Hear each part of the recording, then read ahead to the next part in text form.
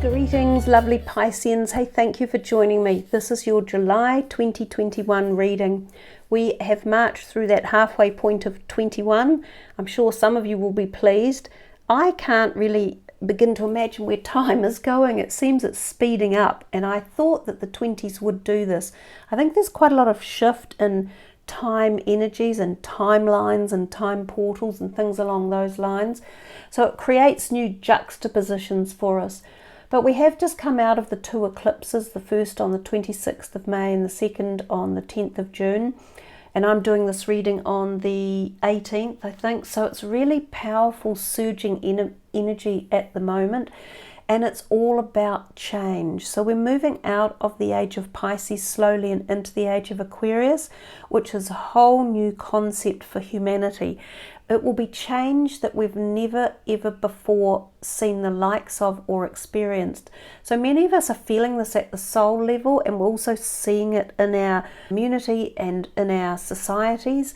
For some it's very discombobulating, for others it's like exciting, and where will this all lead to, and what's the future going to be like, what will behold there for us. As we move into even this latter part of 21 and on the cusp of turning into 22 type thing, every year of this decade of the 20s is going to provide us with more and more and more intensity of change.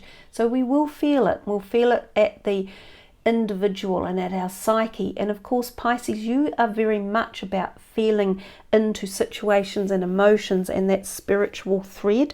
So I think you guys will feel it quite intensely and ponder exactly where is it all going. So let's get into your reading. We will start with this first deck, which is a tarot deck. It is the Star Chakra Tarot. This is for Pisces for July 2021. What is in store for them? What would you like them to see, know, understand, or meditate with? Pisces. Oh, this has happened for everyone today that I've done the readings for. All come out at once. The Emperor, the Nine of Swords, the Ace of Coins. That's a jolly big mix of cards. So one major arcana, one ace, which is wonderful, and the Nine of Swords, which is a bit of a pain, but okay, stop. Another ace, the Ace of Wands, the King of Swords, the Knight of Swords, Strength, a fantastic card to get. What else have we got? The Devil. Okay. So another major arcana. Judgment. Knight of Wands. And the Eight of Cups. So let me think into this, see what story we're connecting with. This is very unusual. You're now the third reading in a row that have had no green cards. So no heart energy cards or heart chakra. There's something for a lot of people about either the heart being shut down a little bit, or this emotion around the heart chakra being closed off, or perhaps it's just stagnant, or it's in fear of certain change or things, afraid to feel love or afraid for passion in our lives. And I can understand it because of what we've all been through. I think we're all collectively a bit tight. We're all still a bit, working through the situation. But I also note this bright green cat's eye stone has jumped onto that orange card, really, really bringing about some strong energy. And of course, all of these other green little crystals are up the top here. Now, the reason they're all there is they kind of have been there for the last three readings, all of which have had no green cards pop out. And just to prove that there are green cards in the deck, there's a whole bunch there, for instance. So the green ones are in here. It's not that they're not missing, but they aren't coming out for anyone at the moment. So what it means more than anything is we need to pay attention to our heart chakra. So the heart chakra is where we feel love, tenderness, compassion, emotion. So something might be overtaking those things at the moment. Perhaps we need to feel we're working on other aspects of us, is that we're more grounded. And certainly you guys have got a lot of red and orange, which are the base and sacral chakra areas. You've also got 2 blues, which is the throat chakra, or 3 blues, and you've got 1 third eye chakra. So yours is actually quite a lot down in the physical aspects. So maybe it is things like money or home that are on your minds. You've been grounding yourself, maybe you've become grounded. Is it because we literally are grounded and locked into oftentimes where we live or the country we live in? So does that bring us back to practicality or to mundane tasks that we're undertaking, as opposed to feeling into the love and feeling into compassion and things like that? So let us try and work out. You have got a lot of cards that arrived. Let's take a look. The Emperor is often a timing card, and he's often March or April, and he often represents an Arian person. So this could be an Aries in your life, or it could be a timing card for March and April. It could be the March and April just gone, but it could be next March and April. He's also about authoritarianism, doing things right. He can sometimes be a mentor or someone that you go to for advice, like a counsellor or a judge or a lawyer, a tax person, something along those lines. He can sometimes be a new love interest. I'm not sure if that's where he's playing this role for you in particular, but he is about honour, dignity, doing things right, following the rules, adhering to societal practicums as well. So like not breaking boundaries too much, following the status quo in many ways. With this bunch here, and they're all orange, they're obviously all converging on each other, a very similar colour palette. You've got the Strength, which is the number 8 here, and it's the Major Arcana card. It's a fabulous card to get. So there's a degree of strength around you, or it could be coming back. Now for some of you, this 9 of Swords and this Devil seem to be pairing up, almost wanting to overpower the Strength. But I'm thinking that it's not. The 9 of Swords is often lack of sleep, so it can be insomnia. It can also be things like nightmares or really, really weird dreams. And you know what? We have entered into a time, and a lot of people are talking about this, where dreams are absolutely, totally weird and bizarre. So I'd love to see any of your comments. Leave some comments about any weird, wacky dreams you've had. I get them all the time, and they're becoming more and more weird. I love them. I love sort of getting into them and pondering what they mean, and I keep a dream journal, which I really enjoy going back on too. So that's what the 9 of Swords can mean, but it also means anxiety and tension and worry and concern. Understandably, again, a lot of people have been worried over the last year and a half. But the Devil card underneath is a little bit like, it can sometimes mean things that we've been doing wrong, like addictions or obsessions, which can cause fear or anxiety or depression. So these two are badgering off each other. They're fueling each other's energy. So this Devil can cause us to feel like this. This 9 of Swords can also create situations like the Devil, such as afraid or phobias or fears or anxieties or worries or depression. So do you see what I mean when I said earlier they feel like they're fueling each other? But because the Strength card is next to it, and also he represents great strength, it could be that you are, I don't know, fighting an inner demon or regaining strength, or taking back some strength that was removed from you. Now, it can be that sometimes this card can represent unbalanced relationships. So there can be someone in our life who has been draining us, and it can be emotional, physical, mental, even spiritually draining us. Sometimes you don't know about the spiritual draining. But this one, it feels like there's a glow coming back, or there's this desire of yours to go, no, this won't take me down. It's not going to beat me. I am stronger than this. And so I think you work your way through it.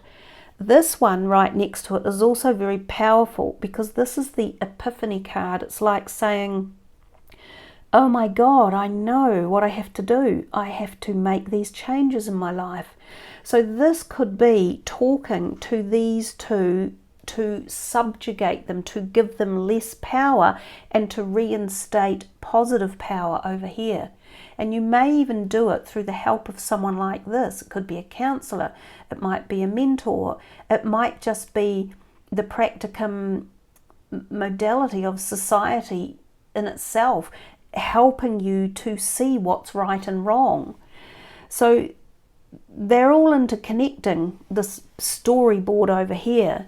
But then we come up here to these two aces. I mean, how magical is this? This is beautiful, powerful potency of the universe when the aces come in. They mean opportunity, and this is the Ace of Coins. This talks about money opportunity or new gains coming or some sort of providence around ideas or finances or job or career or that. Then you also have the Ace of Wands next to it. This is creativity, passion, excitement, but also possibly career and the concept of new ideas. These two can be very firmly talking to each other. For some of you, maybe in a career sector or around your finances or something you're passionate about, new beginnings, opportunities, like magical concepts. And jump on this when these aces turn up. Utilize it, empower it, power it up. So then we come to two knights. They're young energy again, and they represent new beginnings. So this whole bunch of 4 cards over here is all new ideas and concepts and excitement. This is communication, sometimes documents coming in or things for you to sign to get these new things going. This Knight of Wands under the Ace of Wands, it's like doubling up the power charge or the battery pack. It's like giving it a souped up boom electrical charge. So I'm feeling fire and energy in here. I'm also even feeling fire and energy about the things you don't want in your life anymore. You're ready to say, stuff it, I want it gone. Just get rid of this droll or this negativity or this drain that I've been dealing with. Get it out, get it out. And so you're moving. The 8 of Cups over here is a little bit more like these two. It's about being a bit sad, about moving on from something that no longer suits you. It's time to let it go. Was it a fear? Was it a phobia? Was it a situation, a person, a personality, an indifference, something that had been overpowering you, but something that was out of balance? And out of balance reminds us of the devil. So there's a lot in this for you. There's a hang of a lot going on. It's actually a really interesting story to have able to have spoken about. I think it was opening up really, really well. Some of the most important cards, well, I guess will always be your major arcanas. So the Emperor, the Strength, the Devil, and the Judgment. When these two come in together, I think there's a great deal of fired up energy in here and could mean a great deal of some sort of inner change, especially with this 9 of Swords. It might be quite tempestuous to work through. It might be quite hard for some of you. You might feel it at a very deep level and you might feel like it's a purging. You'll know that if you're going through that experience yourself, and I guess you'll be working through it. But if we put all these to the side and see what else is in store for you guys, for Pisces for July. The Temple Path, he's been out as well. That's the evolution of the soul's journey, the expanding consciousness, understanding more about consciousness. Whoa, all tied up and hostilities.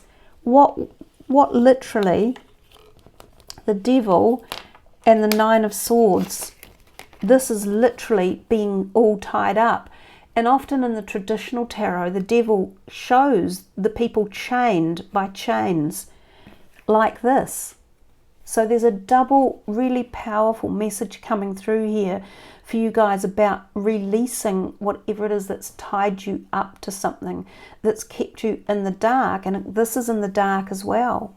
It's at night. This is in the dark. So was it dark thoughts? Is it worries? Was it fears or concerns? You know, is it habits or addictions or things that needed moving on. This hostilities also represents this dark shadow in here. And even this, the Nine of Swords, which is your own inner turmoil, but he's more hostilities from others. So I do think that this month of July could bring some of this to the surface, and I do think it will be like a purging for a lot of you. But there he is. There's the card to really focus on your inner strength and rising through it. Sometimes a Leo might be involved. There's appreciation around you as well from people who are in your life, and also appreciate yourself. The Angel of Love and the Sun. Now these are beautiful cards to behold. The sun makes everything better. It makes it flourish, it supports it, it nurtures it. Look, it's a new baby hiding in there. So it's conception, fertility, pregnancy. It's the number one. It's like the aces. Brand new beginnings. So you have so many brand new beginnings coming in. Love. This is again love for the self, appreciation for the self. If you have underappreciated yourself or underloved yourself, this is a very important time to focus on this. So perhaps you would like to take a photo of those two and keep them and remind yourself of your own importance and the love you have for yourself and your appreciation. But also these do both mean appreciation from others and also love from others as well. So this can be blossoming new love. It can be love for children, for family, just for passionate things in life. So beautiful, beautiful reading. Lovely, joyful cards there. Let's see from this deck what's coming through for Pisces for July. Family. Belonging, community, culture and tribe. And we said that we'd seen a lot of the base chakra energies in the red that was in here for you guys, and that's some of your examples. And of course 2 of them were aces, and they are abundance and manifestation. And if this is your desire, then energize it and feel into it. Some of you might want more belonging or community or culture or feeling into your tribe. Maybe your family is very, very important to you at the moment, and maybe part of the aces that are turning up are about how to harness the energy of your family and how to bring manifestation of positivity into it as well. But again, it's another lovely card for feeling the love. Family is love, and so is belonging, and so is the tribe. Guidance, support, love, signs and direction. And that's from the astral realm, the realm that you guys can so easily connect to. And if you like, part of the energy of the sun, because the sun is the solar system. It is the greater expanse of the universe. You can gain guidance. Oh, of course, there's the earth and there's the sun. And there's the sun. I think the solar eclipse may have been very powerful for you. And the solar eclipse was the one on the 10th of June, just gone. So some of you may be finding as we move into this latter half of this year that this is where the 9 of Swords and the devil energy might be coming from, this kind of perturbation of the darker side or the shadow side that you might have been hiding from or not balancing. It might be popping out. But you can gain guidance from this expansive understanding and awareness within the universe, and know that the sun guides us and directs us and feeds us with the energy source of life and sustenance and new beginnings and opportunities. So there we are, Pisces, a very profound reading, a beautiful reading in many, many ways. Certainly lots going on and lots to think about. I'm sure a lot of you will find changes as we move into July and the rest of the year. Thank you for following me. Thank you for listening. I love it when you leave your comments, all sorts of comments, but love to hear about your dreams. And thank you for subbing the channel and liking the video. Much love, everyone. Namaste.